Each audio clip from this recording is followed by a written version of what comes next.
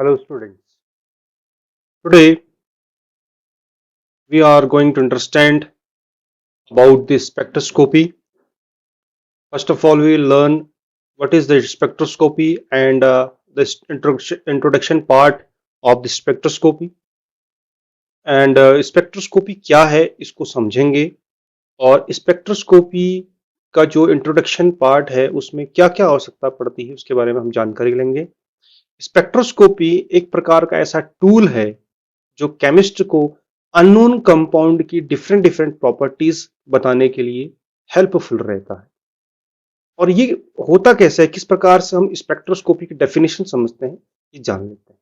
Spectroscopy एक ऐसा term usually किया गया है, रिफर किया गया है जब इंटरेक्शन किया हो। किसका इंटरेक्शन हो? इंटरेक्शन हो इलेक्ट्रोमैग्नेटिक रेडिएशन का। और किसके साथ इंटरेक्शन हो? मैटर के साथ। Means the study of interaction of electromagnetic radiation with matter is known as the spectroscopy। इन दोनों की इंटरेक्शन की जो स्टडी है वह spectroscopy. Means if the matter interact with the electromagnetic radiation, then this kind of process and the condition is termed as the spectroscopy।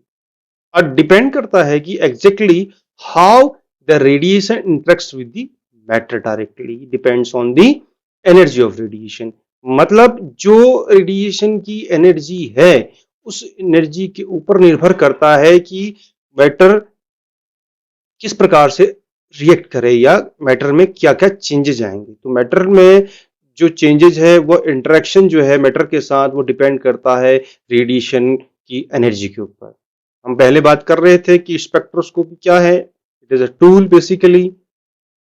Chemist have to prove this species at an economic and molecular level. और spectroscopy की मदद से हम unknown compound की different different characteristics को easily find out कर सकते हैं। अब हम थोड़ा ये समझने की कोशिश करेंगे कि ये इलेक्ट्रोमैग्नेटिक रेडिएशन क्या होता है और कैसे ये इंटरेक्ट कर सकता है मैटर के साथ। The frequency at which energy is absorbed or emitted is related to the energy level involved in the transition by h nu। अब ये सवाल यहाँ पे आता है कि जो ट्रांजिशन हो रहा है, मतलब जब इंटरेक्शन हुआ इलेक्ट्रोमैग्नेटिक रेडिएशन का मैटर के साथ, तो क्या होगा? या तो मैटर उस इलेक्ट्रोमैग्नेटिक रेडिएशन को एब्जॉर्ब करेगा या वो एनर्जी को एमिट करेगा। दो ही कंडीशन हो सकती हैं, या तो एब्जॉर्प्शन होगी या इमिशन होगा।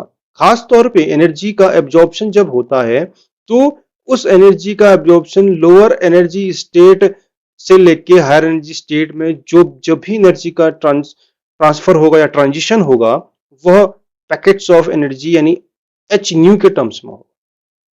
यहाँ पर अगर E2 को हम हाई एनर्जी स्टेट मानते हैं और E1 को लोअर एनर्जी स्टेट मानते हैं, यानी एक्साइटेड स्टेट और लोअर एनर्जी स्टेट, तो इन दोनों के बीच का जो एनर्जी डिफरेंस होगा वह एच न्यू के बराबर होगा। और एच न्यू क्या है? Packets of energy.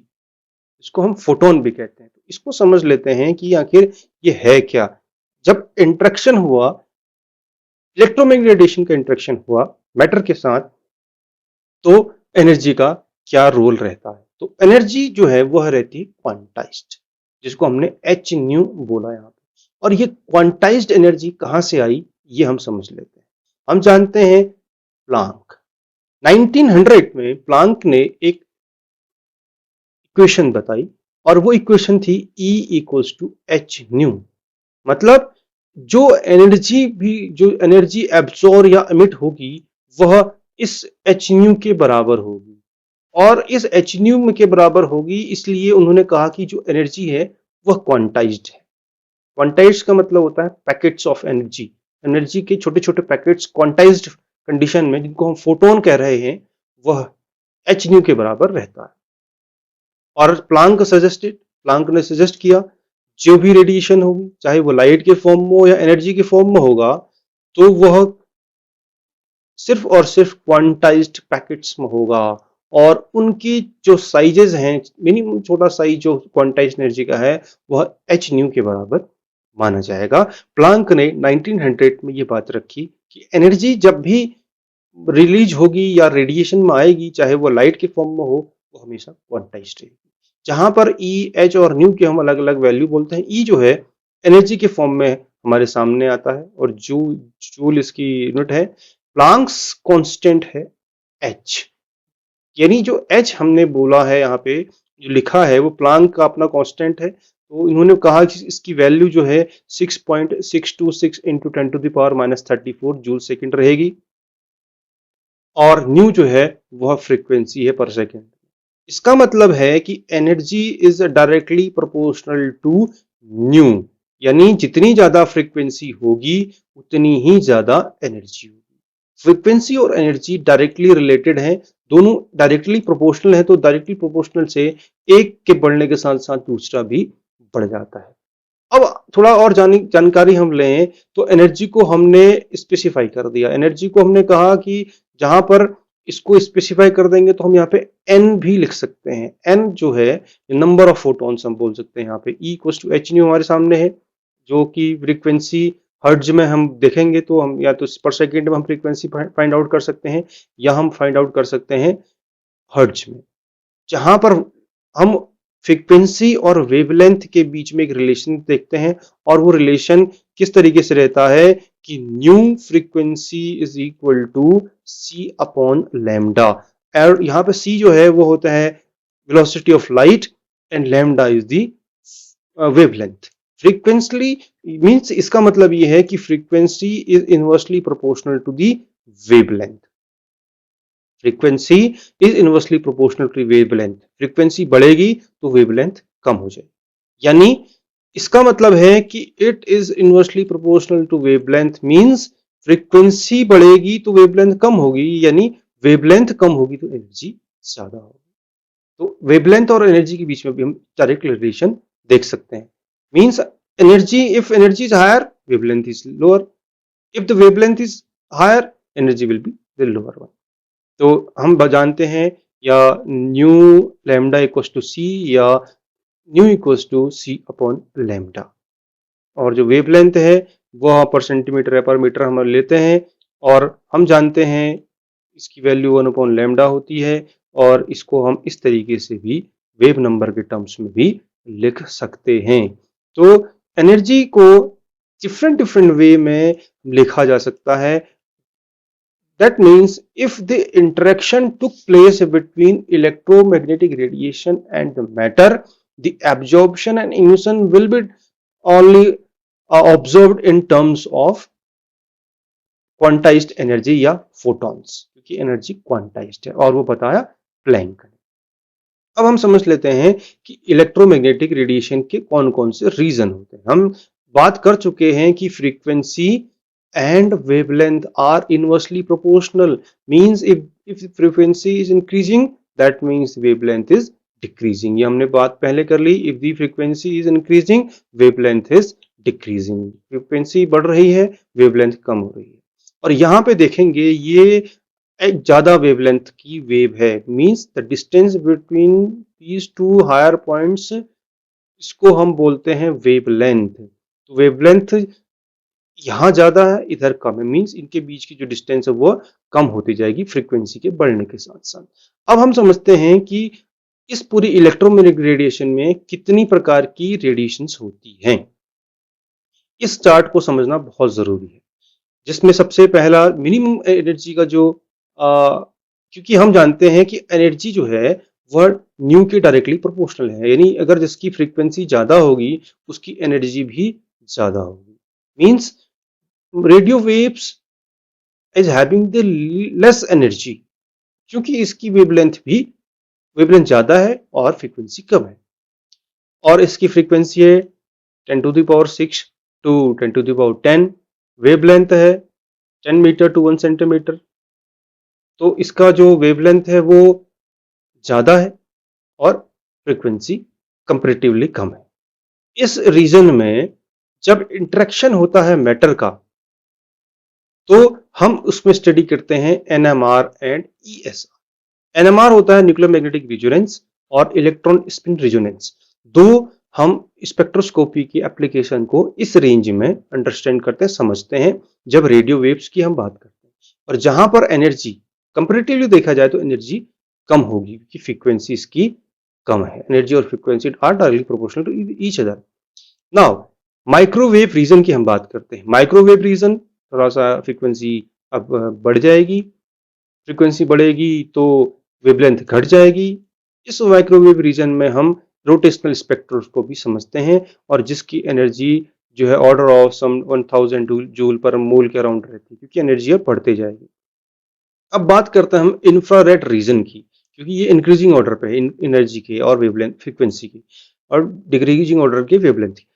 Infrared region 10 to the power 12 to 20 to power 14 frequency hertz का रहता है। 100 माइक्रोमीटर और 1 माइक्रो मीटर के रेंज में रहता है इसकी वेवलेंथ। और इस इंफ्रारेड रीजन में हम वाइब्रेशनल स्पेक्ट्रोस्कोपी पढ़ते हैं। विजिबल की रेंज रहती है 700 टू 400 नैनोमीटर, यानी इस रेंज पे ही हमें दिखाई देता है सब कुछ। और इसकी वेवलेंथ है 700 to 400 nanometre. 10 to the power 14 to 10 to the power 15 इसका फ्रीक्वेंसी है। और इस कंडीशन पे जो स्पेक्ट्रोस्कोपी होती है वो होती है इलेक्ट्रॉनिक स्पेक्ट्रोस्कोपी या अल्ट्रावायलेट, या इसको इलेक्ट्रॉन स्पेक्ट्रोस्कोपी। तो अल्ट्रावायलेट में है, लेकिन इसकी एनर्जी जो है वो लगभग 100 किलो जूल पर मोल के अराउंड है क्योंकि वो वेवलेंथ के इनवर्सली प्रोपोर्शनल है। अब बात करेंगे अल्ट्रावायलेट। अल्ट्रावायलेट में इलेक्ट्रॉनिक स्पेक्ट्रोस्कोपी को हम यूवी स्पेक्ट्रोस्कोपी भी कहते हैं। अल्ट्रावायलेट स्पेक्ट्रोस्कोपी पढ़ते हैं हम इसमें, और जिसकी जो रेंज होती है वो रहती है 400 से लेके 10 नैनोमीटर तक, क्योंकि वेवलेंथ कम होती जा रही है। और यहाँ पे उसकी एनर्जी 1000 के अराउंड 100 थी, 1000 के अराउंड पहुंच गई। एक्स रेज जो है वो उसकी एनर्जी काफी ज्यादा है, 10 टू द पावर 7 से लेके 10 टू द पावर 9। और इसकी जो फ्रीक्वेंसी है 10 to the power 16 to 10 to the power 18, क्योंकि energy and frequency are both directly proportional. जैसे जैसे बढ़ रहा है एक्सरे की तरफ एनर्जी भी बढ़ते जा रही है। यहाँ पे इस तरह की कोई स्टडी हम करते नहीं है, लेकिन एक्सआरडी हम करते हैं, वो अलग रेंज में है। गामा रेडिएशन, गामा रेज का है मोसबोर स्पेक्ट्रोस्कोपी हम पढ़ते हैं इसमें 10 टू द पावर 18 टू लेके 10 टू द पावर 20। और ये इसके पिकोमीटर में चला जाता है वेवलेंथ, क्योंकि वेवलेंथ काफी कम हो जाती है और एनर्जी काफी ज्यादा हो जाती है 10 to the power 9 to 10 to the power 11। ये बहुत महत्वपूर्ण है समझना कि इलेक्ट्रोमैग्नेटिक रेडिएशन की जो रेंज है वह किस प्रकार से रहती है। रेडियो वेव से लेके गामा रेज तक ये बढ़ते जाती है एनर्जी इसकी और फ्रीक्वेंसी, और वेवलेंथ इसकी घटते जाती है। हम जानते हैं कि रेडियो वेव्स में हम देखते हैं कि FM radios, TV, am radios चलते हैं। इसके साथ साथ माइक्रोवेव रीजन में हम देखते हैं सेलुलर फोन्स, टेलीफोन्स इसमें रहते हैं। उनकी डिफरेंट डिफरेंट फ्रीक्वेंसी रहती है, मेगाहर्ट्ज एंड गीगाहर्ट्ज हम जानते हैं। इसके बाद माइक्रोवेव ओवंस का जितना भी टेंडेंसी है वो इंफ्रारेड के केस में microwave ovens and police radar satellite stations ये इस वाले रेंज में देखने को मिलते हैं। विजिबल रीजन का जो जो भी हमारे पास जो विजिबल लाइट है वो दिखाई देती हैं, टेबल लैंप है, ट्यूब लाइट्स हैं, तो ये जो विजिबल हैं वो इस रेंज में मिलती हैं। उसके बाद हम बात करते हैं अल्ट्रावायलेट रीजन की। अल्ट्रावायलेट रीजन की जो सन लैंप्स होते हैं वो होते हैं इसमें। एक्सरे में हम देखा देखा जाता है कि एक्सरे जब कराया जाता है तो हमारी स्केलेटन को भी वो इजीली एक थिन फिल्म में प्रिंट कर देता है। तो एक्सरे का ये पार्ट है। तो इस प्रकार से हम रीजन जो है इलेक्ट्रोमैग्नेटिक रेडिएशन के वो समझ रहे हैं। अलग अलग फ्रिक्वेंसी की अलग अलग रेडिएशंस जो हमने यहाँ पे देखी। इसके बाद हम समझते हैं कि जो इलेक्ट्रोमैग्नेटिक रेडिएशन है वो किस प्रकार से मूव करता है। एक सोर्स ऑफ एनर्जी, यानी जहां से इलेक्ट्रोमैग्नेटिक रेडिएशन निकल रही है, क्योंकि जो रेडिएशन निकलती है उसको हमने इलेक्ट्रिक और मैग्नेटिक दोनों प्रॉपर्टीज के बारे में बताया कि भाई ऐसी रेडिएशन जो इलेक्ट्रिक प्रॉपर्टी भी रखती हो और मैग्नेटिक प्रॉपर्टी भी रखती हो, उसमें दोनों फील्ड हो, इलेक्ट्रिक फील्ड भी हो, मैग्नेटिक फील्ड भी हो। तो कैसे हम इसको समझते हैं। हमारे सामने एक सोर्स है जहां से रेडिएशन निकल रही है, और रेडिएशन निकलती है तो जो वेव्स हैं, रेडिएशन है वो प्रोपगेट करती हैं। जिस प्रकार से अगर हम देखते हैं कि अगर किसी भी वॉल पे हमने एक रस्सी बांधी है तो अगर हम उसको हिलाएंगे तो वो इस तरीके से वेव के फॉर्म में रहेगी। तो रेडिएशन भी इसी फॉर्म में मूव करती है, और इसी फॉर्म में मूव करती है तो सोर्स से निकलेगी। अब वो सोर्स क्या है, हमारे पास कुछ भी हो सकता है। तो इस सोर्स से हमें मिल रही है इलेक्ट्रोमैग्नेटिक रेडिएशन। यहाँ पे बहुत देखने वाली बात ज़रूरी है कि electromagnetic radiation 3 different different dimensions में है और इसकी डायरेक्शन है एक्स एक्सिस की तरफ। और जब ये मूव करती है तो एक दिशा में इसमें मैग्नेटिक फील्ड होती है और एक डायरेक्शन में इसमें रहती है इलेक्ट्रिक फील्ड। अब यहाँ पर जो हमारे पास बी और ई दिखाई देता है, ये ई है इलेक्ट्रिक फील्ड जो ब्लू कलर को इंडिकेट कर रहा है और ब्लू कलर जो है अप एंड डाउन वेव्स में दोनों डायरेक्शन पे हमारे सामने इलेक्ट्रिक फील्ड को दिखा रहा है, यानी वाई एक्सिस जो है वो इलेक्ट्रिक फील्ड का है। अब यह ब्लू कलर से हम देख पा रहे हैं जो वाई एक्सिस में ई अप एंड डाउन जाता है और उस ई को हम बोलते हैं electric field. And when the radiation propagates, energy propagates electromagnetic radiation में जो रेड कलर का है वो जो वाई एक्सिस में है वो हमें दिखाता है magnetic field. Red colour is showing in Z axis, that is magnetic field. Means ऐसा रेडिएशन जो इलेक्ट्रिक और मैग्नेटिक फील्ड दोनों कंटेन करता है उसे हम इलेक्ट्रोमैग्नेटिक रेडिएशन के नाम से जानते हैं। और जब डायरेक्शन इसकी हो एक्स एक्सिस की तरफ तो वाई एक्सिस पे हमें मिलेगा इलेक्ट्रिक फील्ड और जेड एक्सिस पे मिलेगा हमें magnetic field. This is simple condition to know whether the electromagnetic radiation shows electric as well as magnetic field. और तो इससे हम समझ पा रहे हैं कि सोर्स से एनर्जी का, रेडिएशन का इमिशन हुआ और वहां से जब X X Y axis Z axis की बात की, एक्स डायरेक्शन में अगर ये प्रोपोगेट करती है ये वेव और रेडिएशन तो इसका जो वाई एक्सिस है वो इलेक्ट्रिक फील्ड को कंटेन करेगा और जेड एक्सिस इसके मैग्नेटिक फील्ड को शो करेगा। तो this is the simple understanding of the electromagnetic radiation waves. Now we had to find out the we need to find out the reasons of electromagnetic radiation। ये थोड़ा सा समझने की बात है। इतनी सारी बातें हम पूरी पढ़ चुके थे कि जहां पर अलग अलग वेवलेंथ, अलग अलग एनर्जी और अलग अलग फ्रीक्वेंसी की हमारे पास नंबर ऑफ रेडिएशंस थी जिसको हम अलग अलग कैटेगराइज किया था।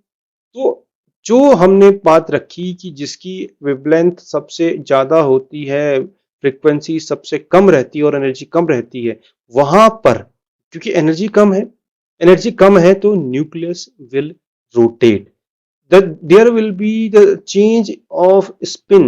स्पिन यानी इस केस में एनएमआर में न्यूक्लियस रोटेट करेगा और ईएसआर में इलेक्ट्रॉन रोटेट करेगा। इलेक्ट्रॉन वैसे भी रोटेट करता है but electron will rotate to the next excited state. Energy absorb करेगा इलेक्ट्रॉन, एनर्जी एब्जॉर्ब करेगा। अगर वो क्लॉकवाइज रोटेशन में है, लोअर एनर्जी स्टेट में है, तो एनर्जी एब्जॉर्ब करने के बाद ही हायर एनर्जी स्टेट में चला जाएगा और यहाँ पर इसकी स्पिन चेंज हो जाएगी। द सेम कंडीशन यहाँ पर जो न्यूक्लियस है वो क्लॉकवाइज डायरेक्शन में अगर रोटेट करता है तो एनर्जी एब्जॉर्ब करते ही, इस रीजन की एनर्जी को एब्जॉर्ब करते ही nucleus will transit to the higher energy state and the spin will get change. जो न्यूक्लियस है, क्योंकि हम एनएमआर पढ़ रहे हैं, अगर एनएमआर इसके अंदर इस रेंज के अंदर देखा जाता है, जब इस रेंज की पूरी फ्रीक्वेंसी एनर्जी को हम मैटर में इंटरेक्ट कराते हैं तो वह न्यूक्लियस की स्पिन को बदल देता है, न्यूक्लियस को लोअर एनर्जी स्टेट से हायर एनर्जी स्टेट में भेज देता है और उसकी स्पिन को बदल देता है। उसी को स्टडी हम करते हैं एनएमआर।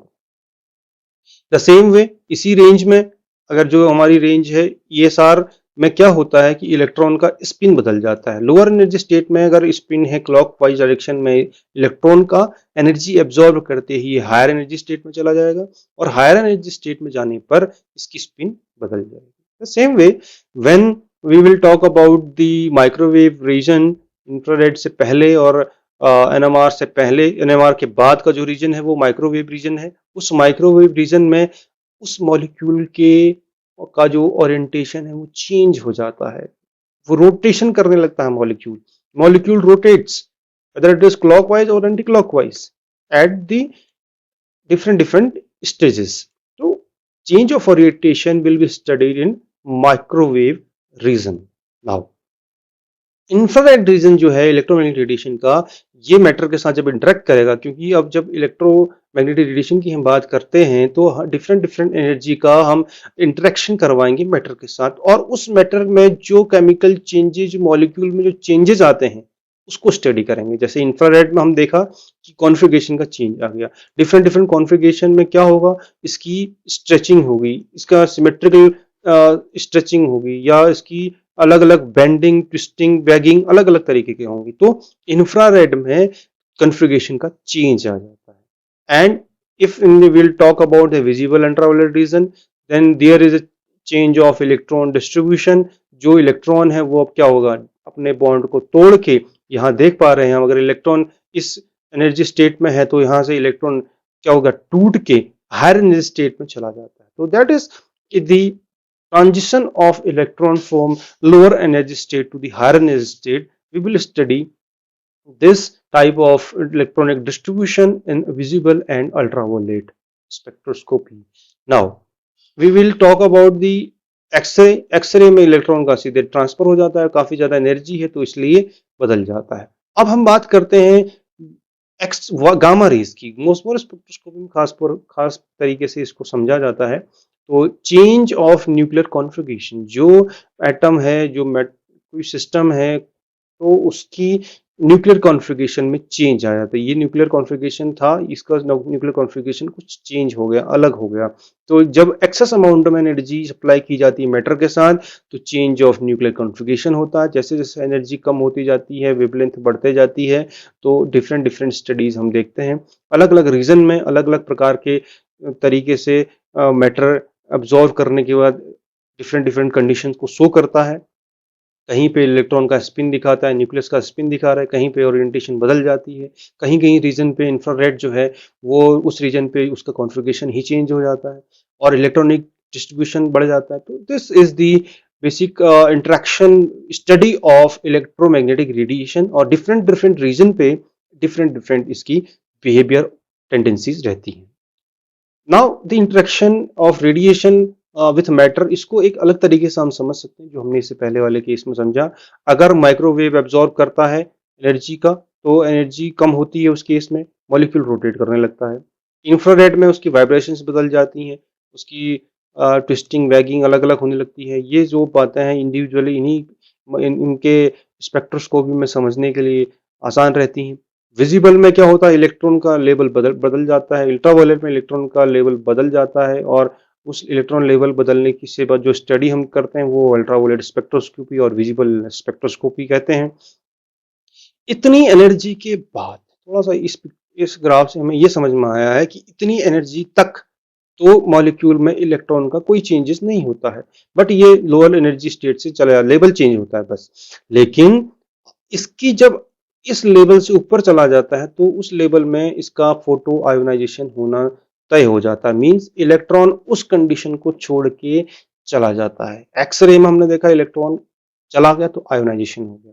एक्सरे में दो कंडीशन हो सकती है, आयोनाइजेशन या कॉम्पटन स्कैटरिंग जिसको हम कहते हैं। तो दो टेंडेंसीज हम हायर एनर्जी स्टेट पे देखते हैं, और उस दोनों कंडीशन में फोटो आयोनाइजेशन होता है। लेकिन इससे लोअर एनर्जी स्टेट में फोटो आयोनाइजेशन नहीं होता है, आयोनाइज नहीं होगा। यानी उस या तो सिस्टम का लेवल, इलेक्ट्रॉन का लेवल बदलेगा, या सिस्टम में चेंजेस आएंगे तो वो वाइब्रेशनल चेंजेस हो सकते हैं, रोटेशनल चेंजेस हो सकते हैं, न्यूक्लियर चेंजेस हो सकते हैं, but the electron will not leave its place, और इसका प्लेस सिर्फ और सिर्फ छोड़ेगा एक्स-रे की टेंडेंसी, एक्स-रे के रेडिएशन जोन में। नाउ तो तीन तरीके की चीजें हमारे सामने दिखती हैं। थ्री बेसिक प्रोसेसेस कब, जब फोटोन असिस्टेड ट्रांजिशन होता है। क्या हो सकता है, ये तो एब्जॉर्प्शन होगा मैटर, इलेक्ट्रोमैग्नेटिक रेडिएशन को ये तो एब्जॉर्ब करेगा, या स्पॉन्टेनियस इमिशन होगा, या स्टिमुलेटेड इमिशन होगा। तो तीन चीजें होंगी। When the matter interacts with the electromagnetic radiation, the three basic processes in which the photon assisted transition took place. Photon अभी हमने पढ़ा 1900 में प्लांक्स ने ये टेंडेंसी बताई थी कि एनर्जी जो है वह इक्वल होती है एच न्यू के। एच प्लांक कांस्टेंट था जहां पे न्यू फ्रीक्वेंसी थी। तो एनर्जी जब भी मूव करेगी लोअर एनर्जी स्टेट से हायर एनर्जी स्टेट में, या हायर टू लोअर, वो हमेशा क्वांटाइज्ड होगी। या वो फोटोन में रहेगी, पैकेट्स ऑफ एनर्जी के फॉर्म में रहेगी। यहाँ पे हमारे पास 3 पिक्टोरियल प्रेजेंटेशंस हम समझ सकते हैं। एब्जॉर्प्शन हुआ, एब्जॉर्प्शन का मतलब है when the interaction between the matter and electromagnetic radiation took place, the matter get absorb the energy and the photon h nu energy absorb करने का लोअर एनर्जी स्टेट से वो एब्जॉर्ब करके हायर एनर्जी स्टेट में transit करता आता है energy को एच न्यू के एब्जॉर्प्शन से। तो अब जब ये हायर एनर्जी से लोअर एनर्जी में आएगा तो जो जितनी एनर्जी उसने एब्जॉर्ब की वो क्या कर देगा, इमिट कर देगा। तो इमिशन दोनों एक ही तरीके का है, लेकिन स्पॉन्टेनियस इमिशन और स्टिमुलेटेड इमिशन क्या है उसको हम डिफरेंस को समझ लेते हैं। इमिशन का मतलब तो ये है कि जब हायर एनर्जी स्टेट से मॉलिक्यूल लोअर एनर्जी स्टेट में चला गया, आ गया, उस ड्यूरेशन में जो एनर्जी पैकेट्स फॉर्म में निकल गई, निकल तो गई, लेकिन इन दोनों के बीच का बेसिक डिफरेंस हम समझ लेते हैं। एब्जॉर्प्शन पे क्या होगा, the incident photon induces a transition to the higher level, ठीक है। इमिशन में क्या होगा, बात वही आ गई जिसको स्टिमुलेट कहते हैं हम। A photon is emitted and as an excited state relaxes to one of lower energy. And spontaneous emission जो है वो क्या होगा, रैंडम इवेंट है। स्पॉन्टेनियस का मतलब होता है random event, and is a random event basically, and its rate is related to the lifetime of the excited state। यानी एक्साइटेड स्टेट के जितना लाइफ टाइम है उसके ऊपर डिपेंड करेगा। अगर वो थोड़ी देर के बाद होता है तो ठीक है, या जब भी वो इमिट करना चाहे वो इमिट करके अपनी ग्राउंड स्टेट में आ सकता है। तो स्पॉन्टेनियस लगातार इसमें इमिशन हो रहा है, स्टिमुलेटेड इमिशन है। तो 3 तरीके की इमिशंस हमारे सामने दिखेंगी। तो इसको हम अलग तरीके से देख सकते हैं, देख पा रहे हैं कि अगर यहाँ से सोर्स एनर्जी है और ये इमिट करता है तो 3 प्रकार की चीज़ें हमें दिखती हैं। कैसे दिखेंगी, ये देखिए, एब्जॉर्प्शन लाइन स्पेक्ट्रम दिख जाएगा हमें, इमिशन लाइन स्पेक्ट्रम दिख जाएगा, और साथ-साथ में हमें दिख जाएगा इमिशन लाइन स्पेक्ट्रम। यानी एब्जॉर्प्शन जो है अगर होता है तो एब्जॉर्ब करने के बाद एनर्जी का जो ट्रांसफ़र है एब्जॉर्प्शन के बाद, तो स्पेक्ट्रम देखने को मिलता है, और वो स्पेक्ट्रम अलग-अलग तरीके से हमें देखने को मिलेगा। एक दिखेगा एब्जॉर्प्शन लाइन स्पेक्ट्रम, दूसरा दिखेगा इमिशन, वो भी इमिशन प्रकार का ही है। तो 3 तरीके की चीज़ें हमारे सामने देखने को मिली। तो this can be very helpful to understand the absorption of electromagnetic radiation with the matter. और मैटर की एब्जॉर्प्शन की टेंडेंसी को देखते हुए spectroscopy is become a very powerful tool for the chemist to identify different behavioral aspect of the unknown molecule, whether the functional group, whether the uh, nuclear orientation, everything will be explained by the spectroscopy. तो next जो lecture होगा उसमें हम individually spectroscopy के अलग-अलग parameters को अलग-अलग जो क्लासिफिकेशन उसको देखेंगे। और इस लेक्चर में इतना ही। और जब अगर ये लेक्चर आपको पसंद आए तो आप डेफिनेटली इसको अपने फ्रेंड्स के साथ शेयर करें, और अगर आपको डाउट्स हैं तो आप कमेंट करके अपने सवालों के जवाब ढूंढ सकते हैं। Thank you.